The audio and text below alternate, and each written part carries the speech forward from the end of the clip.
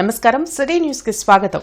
పశ్చిమ నియోజకవర్గంలో సుమారు 9 కోట్ల రూపాయల సామాజిక పింఛన్లు పంపిణీ చేస్తున్నామని ఎమ్మెల్యే గల్లామాధవి వెల్లడించారు. 18వ డివిజన్లోని సచివాలయం వద్ద సామాజిక పింఛన్ల పంపిణీ కార్యక్రమంలో నియోజకవర్గ పరిశీలకులు కనకాచారితో కలిసి ఎమ్మెల్యే గల్లామాధవి పాల్గొన్నారు. ఈ సందర్భంగా ఆమె మాట్లాడుతూ అభివృద్ది, సంక్షేమం రెండు కళ్లలా కూటమి ప్రభుత్వం పనిచేస్తుందని తెలిపారు. ఇప్పటికీ కొందరు అర్హులైన వారికి పింఛన్లు రావడం లేదని తమ దృష్టికి వచ్చిందని, త్వరలోనే అర్హులైన ప్రతి ఒక్కరికి పింఛన్లు వచ్చే విధంగా చర్యలు తీసుకుంటామని భరోసా ఇచ్చారు. ఈ కార్యక్రమంలో cluster incharge Kolli Anil, corporator Nimmala Ramana, division అధ్యక్షులు ఉల్లి గోపాలకృష్ణ, ఉప్పతాల సాంబశివరావు, సానం రమేష్ తదితరులు పాల్గొన్నారు.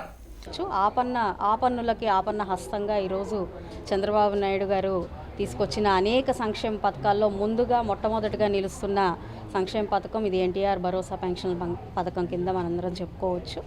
అయితే ఇక్కడ కూడా ఈ 60వ సచివాలయం కింద కొంతమందిని మనం అడిగినప్పుడు ఒకే ఇంట్లో అర్హులై ఉన్నప్పటికీ కూడా వాళ్ళకి ఒకే స్టైల్ ఆఫ్ పెన్షన్ తీసుకునే పరిస్థితి ఉంటున్నప్పుడు అవి రావట్లేదు అని చెప్పడం జరిగింది.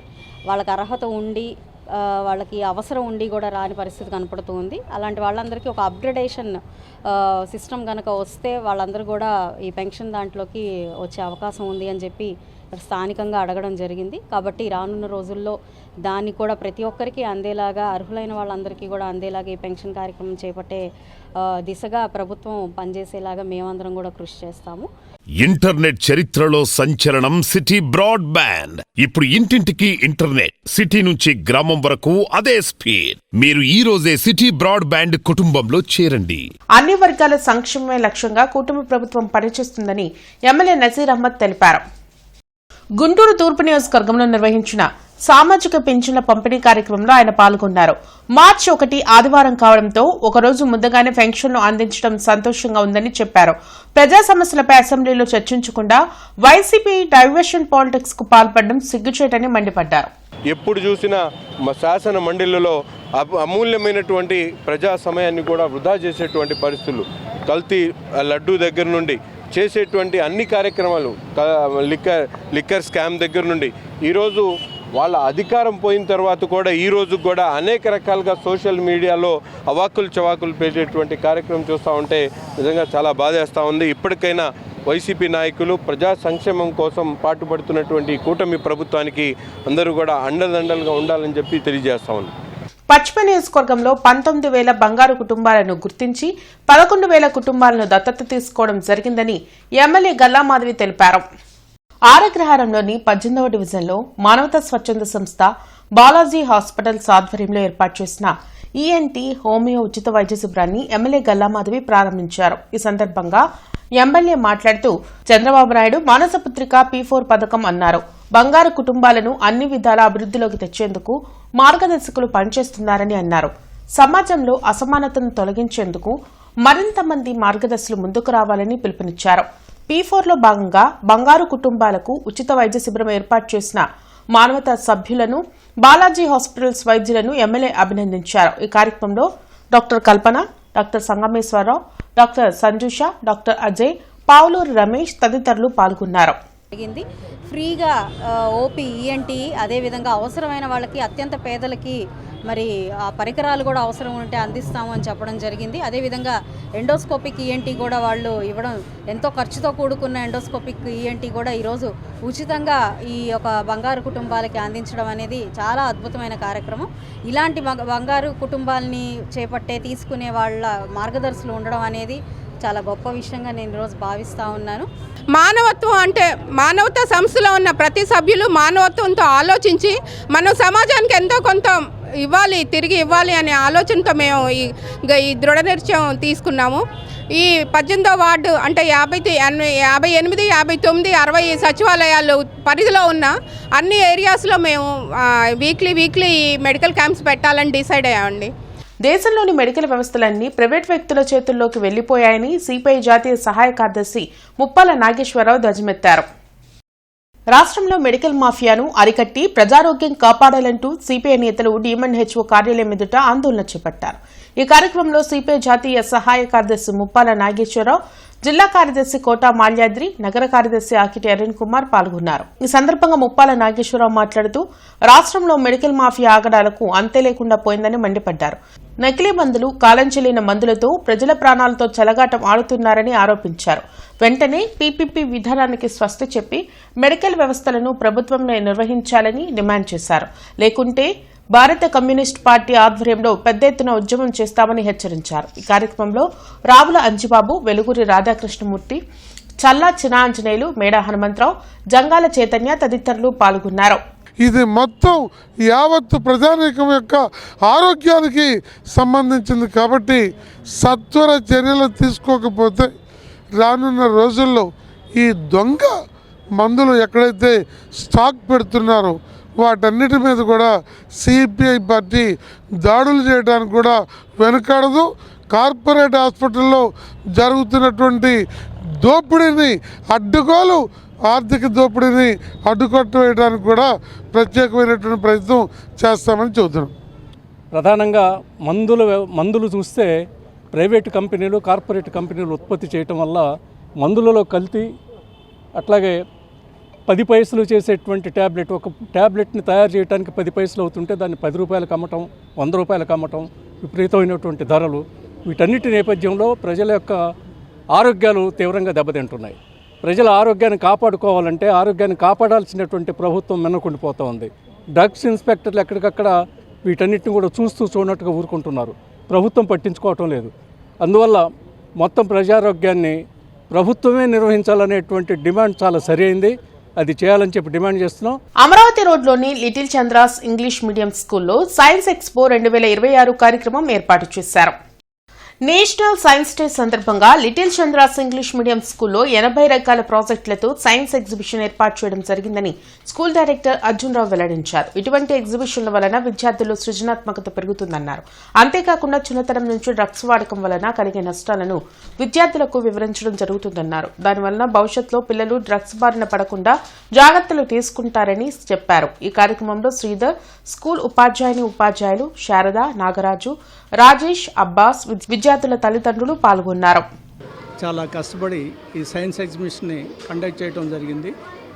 అందుట్లో ముఖ్యంగా స్టూడెంట్స్లో ఉన్నటువంటి సృజనాత్మకతను వెలికి తీయాలి అనేటువంటి కాన్సెప్ట్తో మేము ఈ సైన్స్ ఎగ్జిబిషన్ని కండక్ట్ చేయడం జరిగింది. పిల్లలు, స్టూడెంట్స్ చాలా ఎంతో కష్టపడి ఈ ప్రాజెక్ట్స్ని తయారు చేసి పార్టిసిపేట్ చేస్తున్నారు. ఈ సందర్భంగా విద్యార్థులకి మరియు తల్లిదండ్రులకి ఈ సైన్స్ డే సందర్భంగా నా యొక్క అభినందనల్ని తెలియజేస్తున్నాను. చిన్నతరం నుంచే ఇలాంటివి నేర్పించినట్లయితే మరియు డ్రగ్స్ ఉపయోగించడం వల్ల ఎలాంటి ఇబ్బందులకు గురవుతున్నారు పిల్లల్ని చిన్నతనం నుంచే మనం ఈ డ్రగ్స్కి అలవాటు పడకుండా దాంట్లో అవేర్నెస్ మనం చూపించినట్లయితే చాలా ఉపయోగకరంగా ఉంటుంది. ఎందుకంటే ప్రధానంగా ఇప్పుడు ఉన్నటువంటి విద్యార్థులు డ్రగ్స్కి వాటికి అలవాటు పడకుండా చిన్నతనం నుండే వారిని అవేర్నెస్ చేసినట్లయితే మంచి భవిష్యత్తు ఉంటుంది. దాన్ని దృష్టిలో పెట్టుకొని ఇలాంటి ప్రాజెక్ట్స్ని ఏర్పాటు చేయడం చాలా సంతోషకరం. గుంటూరు తూర్పు నియోజకవర్గాన్ని అన్ని విధాలా అభివృద్ధి చేసేందుకు ప్రత్యేక ప్రణాళికలతో ముందుకు వెళ్తున్నట్లు ఎమ్మెల్యే నసీర్ అహ్మద్ తెలిపారు. మొండిగేటు వాసవి క్లాత్ మార్కెట్ వద్ద డ్రైన్ల నిర్మాణంకు ఆయన భూమి పూజ చేశారు.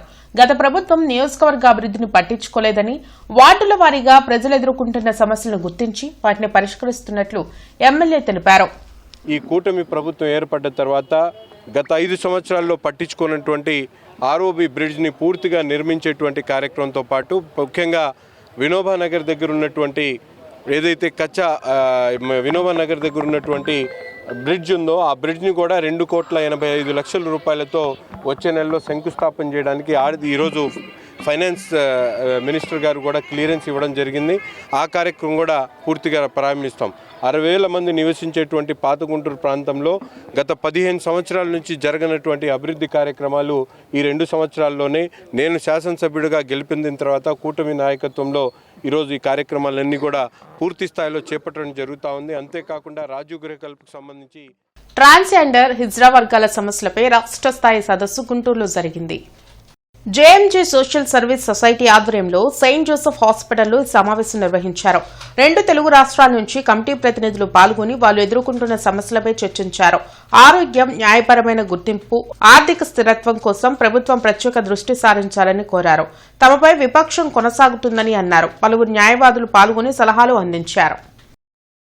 ఈ సదస్సుని ఉపయోగించుకొని మన సమస్యలని తప్పకుండా ప్రభుత్వం వారు చేస్తారు. We want to bring inclusive society. ప్రతి ఒక్కళ్ళు కూడా ఇంపార్టెంట్. మన ప్రభుత్వం తప్పకుండా వీరి సమస్యలను గుర్తిస్తారని, వారి సమస్యలను తీరుస్తారని ఒక గట్టి నమ్మకంతో మీ ముందు, ప్రతి ఒక్కరి ముందు కూడా ఈ యొక్క విన్నపాన్ని విన్నవించుకుంటున్నాము. థ్యాంక్ యూ, ధన్యవాదాలు. అలాగే ఈ కాలంలో చంద్రబాబు నాయుడు గారు కూడా వాళ్ళని గుర్తించి వాళ్ళకొక కార్పొరేషన్ ఏర్పాటు చేసి వాళ్ళకొక చైర్మన్ పదవి ఇచ్చి వాళ్ళ సమస్యల్ని వాళ్ళు డీల్ చేసుకునేటట్టు చేయాలి. అలాగే దానికి కొంచెం బడ్జెట్ కూడా కేటాయించాలి. అలాగే పక్క రాష్ట్రంలో ఉన్న తెలంగాణ ఒక హాస్పిటల్, గవర్నమెంట్ హాస్పిటల్లో సర్జరీ చేయడానికి ఒప్పుకొని అలాట్ చేశారు. అలాగే ఆంధ్ర ఇంకా వెనకబడి ఉంది. గౌరవనీయులైన ముఖ్యమంత్రి గారు ఈ రాష్ట్రంలో ఒక హాస్పిటల్ అలాట్ చేసి వాళ్ళకి సర్జరీ ప్రాసెస్ అనేది స్టార్ట్ చేస్తే మిగతా రాష్ట్రాలతో సమానంగా వీళ్ళు ముందుకెళ్ళటానికి ఉంది. గవర్నమెంట్ మా ట్రాన్స్జెండర్ కమ్యూనిటీకి, ట్రాన్స్ ఉమెన్స్కి కూడా ప్రతి ఒక్కరికి మినిమం నీడ్స్, ఇళ్ళు, రేషన్ కార్డ్స్, కార్పొరేషన్స్, మేము ముఖ్యంగా అడిగేది ఏంటంటే వెల్ఫేర్ బోర్డు అనేది ఒక ట్రాన్స్జెండర్ కమ్యూనిటీకి ఉంటేనే మా సమస్యలు గవర్నమెంట్కి తెలుస్తాయి. ఆ బోర్డు త్వరలో తీసుకురావాలని దానికోసం మేము చాలాసార్లు ప్రయత్నించాము.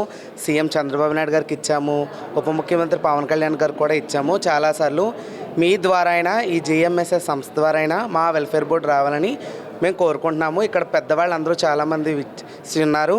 హైకోర్టు నుంచి జడ్జి గారు, లాయర్స్ వచ్చారు. వీళ్ళందరి దృష్టిలో కూడా పెడుతున్నాం మేడం మా సమస్యలు. అలాగే ముఖ్యంగా మాకు స్వాభిమాన్ యాక్ట్ అనేది ఒకటి ఉంది, దాన్ని పునరుద్ధరించాలని. ట్రాన్స్జెండర్స్ ఎంతోమంది అన్యాయంగా వ్యక్తిజీవులుగా చచ్చిపోతున్నారు.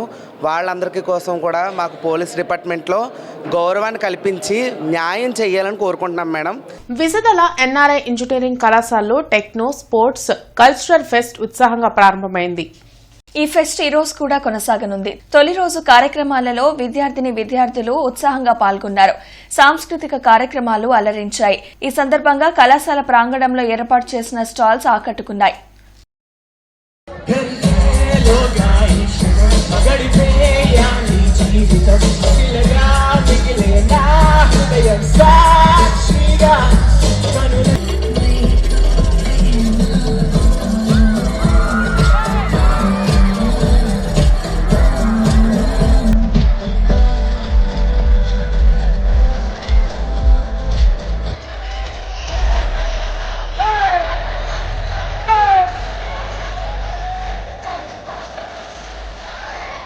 అందరూ 3, 2, 1 let's go.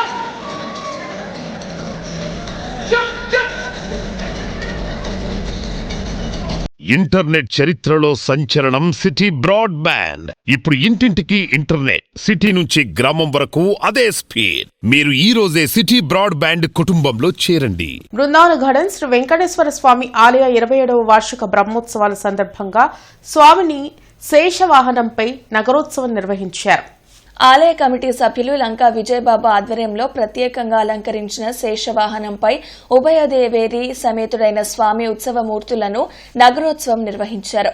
భువనేశ్వరి పీఠం, గన్నవరం కమలానంద భారతీ స్వామి, నిర్వికల్పానందగిరి స్వామి, శైవక్షేత్రం పీఠాధిపతులు శివస్వామి, ఆలయ కమిటీ అధ్యక్షులు మస్తానయ్య పాల్గొని బ్రహ్మోత్సవాల విశేషాలను వివరించారు. తెచ్చినటువంటిదంతా కూడా ప్రసాదాన్ని ఇళ్లలో తీసుకెళ్ళి అందరికీ పంచిపెట్టాలా? ఏమీ చేయనప్పుడు లడ్డెందుకు? ఎన్ని లడ్డు కావాలా? మామూలు భక్తులైతే 5-10 లడ్డుతో సరుకుతుంటారు. విఐపీలు అయితే గంపల లడ్డు తీసుకోండి. కొన్ని ఎవరైనా తింటారంటే అందరికీ షుగరు, తినడానికి లేదు, పెట్టడానికి మనసు రాదు. ఏం చేస్తారు? వేరం వేరుగా ఏ పని చేయక్కర్లేదు. దేవుడి కొరకు, భగవంతుని కొరకు నివేదన చేయడం కొరకు అది అవసరం. అక్కడి నుంచి ఎంతో వచ్చినా ప్రసాదమే, అక్కడికి మనం సర్దుకోవాలి. ఇవి ఇప్పటివరకున్న వార్తా వివరాలు. మరికొన్ని వార్తా విశేషాలతో మళ్ళీ కలుద్దాం. అంతవరకు సెలవు. నమస్కారం.